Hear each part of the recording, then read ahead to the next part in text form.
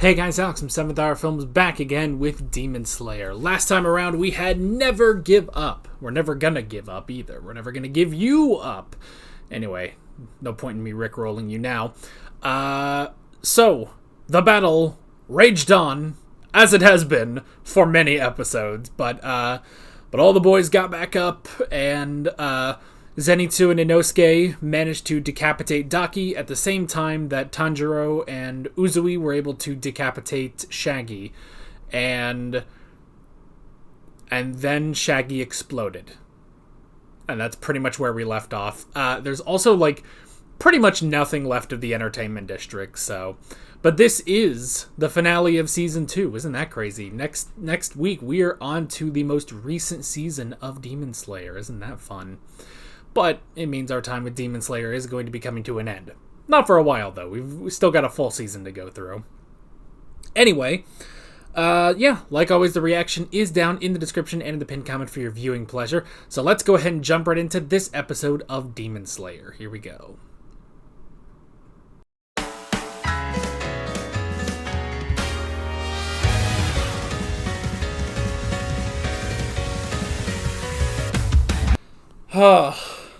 There was a part of me during the backstory for Shaggy and Daki, which technically is neither of their names, I guess. But there was a part of me that was like, boy, I hope, are we going to, cut back? Because, we need to give some sort of a send-off before the season ends. And it's like, oh, okay. It's a longer episode like they did, towards the beginning of this arc. Now, that one, I think, was just a double-length episode. This one, about 10 minutes longer, I'd say. Just about.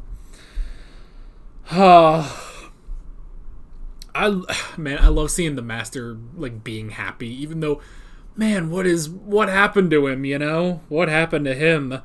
And, I mean, that raised so many questions, but one thing I did think is, do you think Nezuko could heal him? See, the thing is, he has such a debilitating disease now, but it's like, man, I want to see him have a Yoda moment and just go ham on some friggin' demon, come on, this dude is the master of the Demon Slayer Corps. That means he's the best of all the Hashira, Oh my gosh. That was good. That was really good. Okay. It's just, there's 10,000 things to talk about, For what you honestly wouldn't be too far off calling this, an aftermath episode. Because, this is kind of the aftermath episode. But just so many details are just put into this episode that, it's so great. Okay, so the Master of the Demon Slayer Corps is related to Muzan Kibutsuji. What the hell? I guess it's just entirely possible that he's his ancestor, Now, Muzan, we did see, at the beginning of Season 1, we saw him with a wife and child, And they didn't seem to be demons. They were just humans, But, I don't know.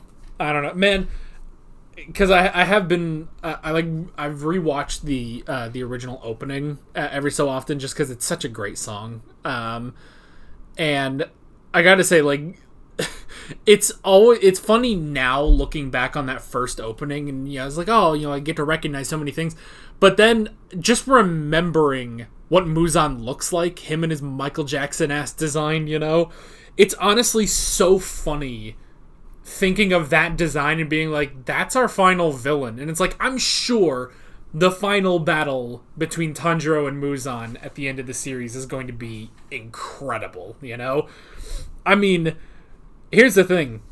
The demon battles we've had so far are not the final battle. What the hell is the final battle going to look like, The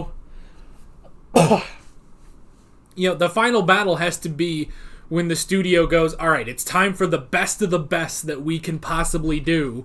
What is that going to look like? I'm just going to, ascend to heaven with that, Oh, it's going to be immaculate whenever we get there, man.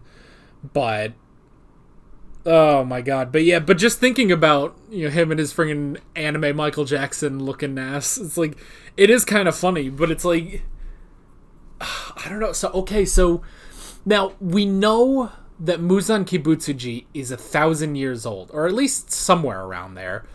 He's about 1,000 years old, and he's the original demon, So all demons came from him, which we did get a bit more. We did get a bit more into the, I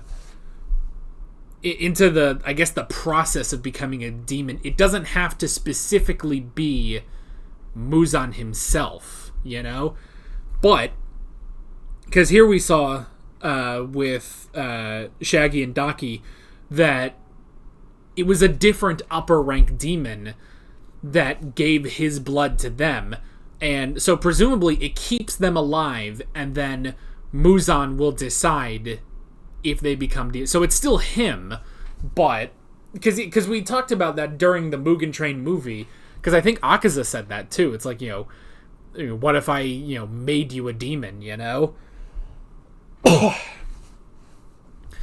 So most of them, they still all have to get Muzan's permission. Like, he has to approve them becoming demons, basically. And the only person to ever break away from that is Miss Tamayo, who managed to make a demon all by herself, But at the same time, we do know that it was Muzan specifically who killed Tanjiro's family and turned Nezuko into a demon. So, I don't know. And I'm gonna have to wait for the comments to tell me which upper rank demon that was. I'm kind of assuming that's number 1, but I don't know. But again, Crunchyroll, for some reason, like, Crunchyroll, they're very off and on about it. Like, sometimes they'll give you, like, translations, and sometimes they won't, so. But yeah, but why, man, the Master, he is related by blood to Muzan Kibutsuji. I wonder if maybe that's why he has this sickness, If he's afflicted somehow by, I don't know, but man, oh God, I want a prequel series about him now, because I want to know everything about him, because doesn't that sound so interesting, of like, this guy, if he joins the Hashira, I assume they would have figured it out, I assume he would have had to say, yes, I'm related to Muzan Kibutsuji by blood, but I want to take him down, Oh, that's so interesting. Man, the funny thing, I've never heard that kind of performance from Matt Mercer, Like, Matt Mercer is an interesting choice for the Master, because Matt Mercer, I always associate his voice kind of with the Jotaro voice, the sort of down here, Star Platinum. It's the same kind of stand as Star Platinum, So Jotaro, Levi, Hit in Dragon Ball Super, like that. It's all, he always kind of does that similar voice. But obviously he does branch out. And the thing with the Master is I had played some of Persona 5, and I know he's in that, and it's a very similar voice to Yusuke in Persona 5. But hearing him, like, genuinely really happy and excited in that scene, I was like, man, almost can't hear Matt Mercer anymore, Like, that was just so good, And obviously, he's also gone deeper than his Jotaro voice, because he was the voice of Ganondorf in Tears of the Kingdom. That's so fucking cool. I love Matt Mercer and his voice. He's just so great. So, but that was great.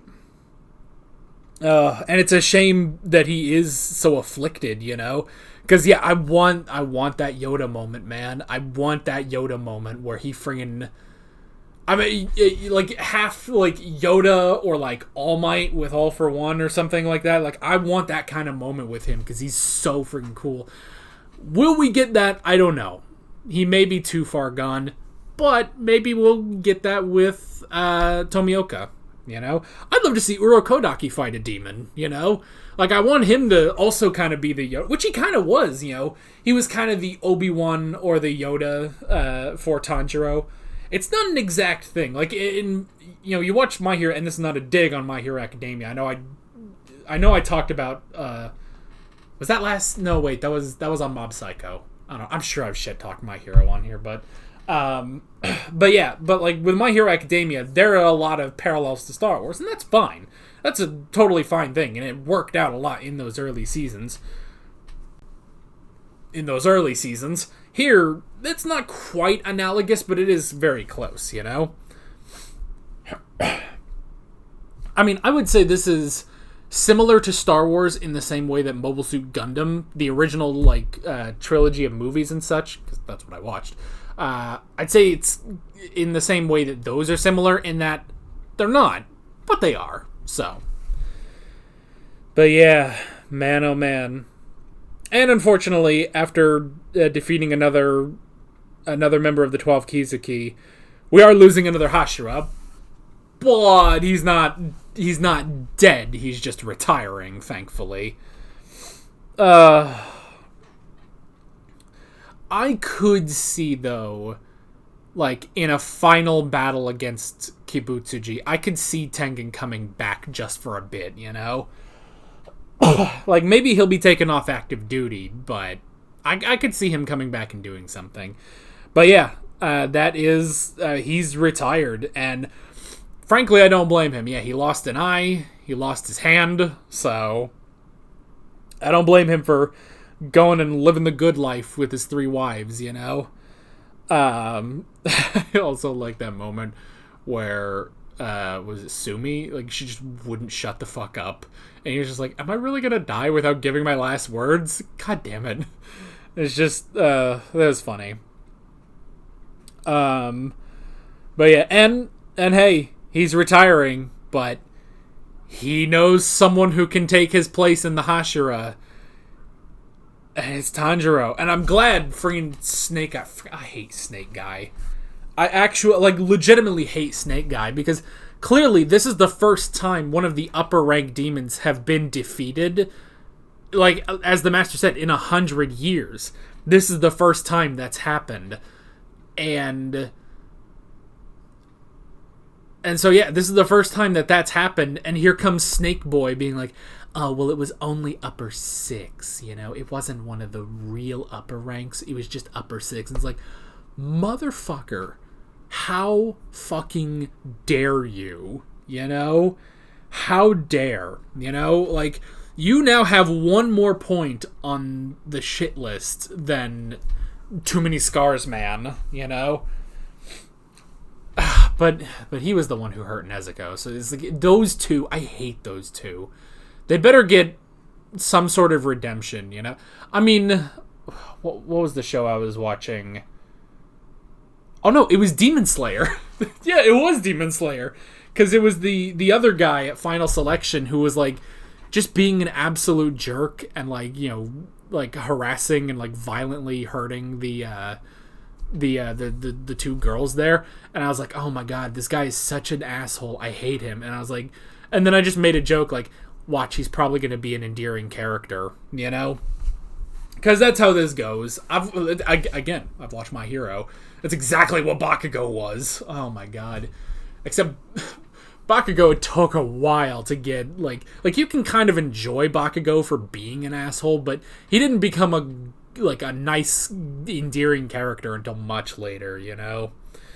So, but yeah, it's like, I hate that, you know, where he's like, oh, I guess some congratulations are in order for what you did. And it's like, motherfucker, he killed an upper rank demon. Have you done that? Have you done that? Could you have done that with your stupid snake and your dumb eyes and your freaking mummification going on? Could you have defeated Shaggy and Daki at the same time? Motherfucker, I hate that. But yeah, but I'm glad Uzui put some respect to Tanjiro, though. It's like, Tanjiro Kamado, he survived this fight. He was the one who genuinely decapitated Shaggy, you know? So, and we did get everything, the backstory, which we haven't had that in a while. We haven't had that pretty much since Rui, I don't think. A sad backstory for our villains. And this is an interesting thing, because I know there are some people that don't really like like, oh, here's the sad backstory after they've already been defeated, and, it's like, oh, we finally defeated them, these terrible, evil people, and it's like, but here's their sad backstory, bye, and it's like, At least with this one, it's not exactly like a half and half. Like with Rui, it was kind of sad where it was like, he was really just a kid, he was a kid who got sick. Then he met Muzan, and Muzan turned him into a demon, After that, that's, his family, there were problems because he was a demon, Hang on, I sneeze. Okay. With this, it is a little different to where it's like, well, yes, their lives sucked. Clearly their lives sucked. But, it's a thing of, I understand why they became the way they did, but I don't fully empathize with them, I don't fully empathize with them, And it is the whole thing of, the world hurt me, so now I'm going to hurt it, I was actually... Sure, why not? I'll reference this. Last night, I was watching through Totally Not Mark. He's been doing his review of Dragon Ball Z, and he got to a point where he was talking about Gohan and Majin Buu, Super Buu specifically, and he said, with Buu, with a villain like him, the mentality is, the world hurt me, so now I'm going to hurt everything, And with a character like Gohan, it would be, the world hurt me, now I'm going to make sure it doesn't hurt anyone else, And that honestly, you can apply that to Shaggy and Tanjiro, Tanjiro would be like, I suffered through this horrible, horrific tragedy,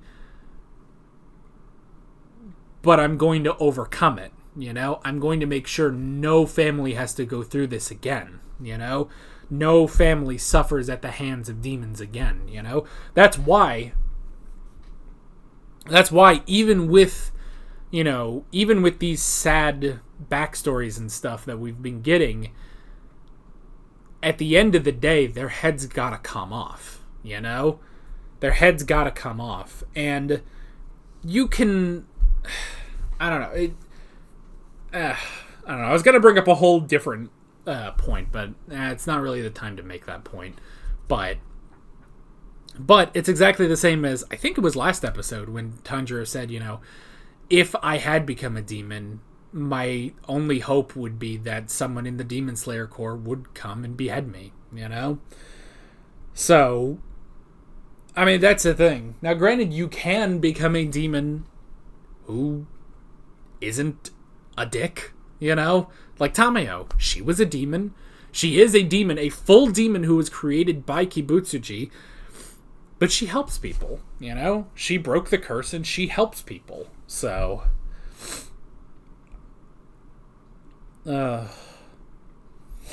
Oy. Now my nose is stuffy.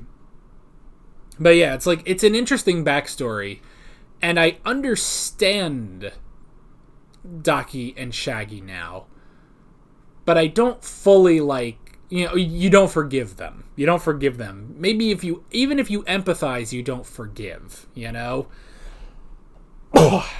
And it was an interesting moment, similar to Rui's death, actually, where Rui at the end, he returned to his parents, and I think someone pointed out that you can see the flames around them, that yes, they are going to hell, but they will at least be together. And now it's the same thing here, that Shaggy and Daki, they're going to be together, And it's an interesting thing, would Daki or Ume, would she have gone to heaven or not? I don't know. But either way, they're both going to hell now. And it was an interesting thing too, where he was kind of regretting, his one regret was her. Not that she existed, but that he led her down this path, until eventually they got their heads cut off, you know? So yeah. But they'll always be together. And these two, I like that they do mirror Tanjiro and Nezuko, you know? And it's an interesting thing with this arc, coming right off the heels of the Mugen Train. Such an incredible, amazing movie event for this series. And so this kind of had to really live up to that. I feel like it did, you know? I feel like it did. Even though, like I feel like we did get that connection with Uzui that we did with Rengoku.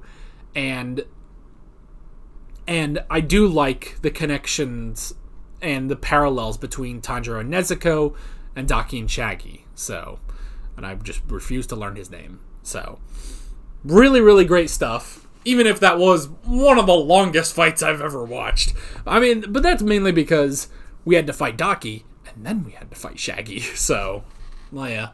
So it was a whole thing.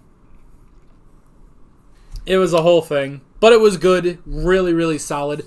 And I am looking forward to where we are going in Season 3. But that is basically it. With all that being said, I'm Alex from 7th Hour Films, and I will see you guys next time. Take care. Alright guys, thanks for watching this video. There's a bunch of links on screen if you want to go click around any of those. There's a playlist with all of my Demon Slayer reactions, as well as another video you can go click on if you want. There's also a subscribe button and a Patreon button on screen, as well as other links in the description if you want to go check out any of those. See you guys later.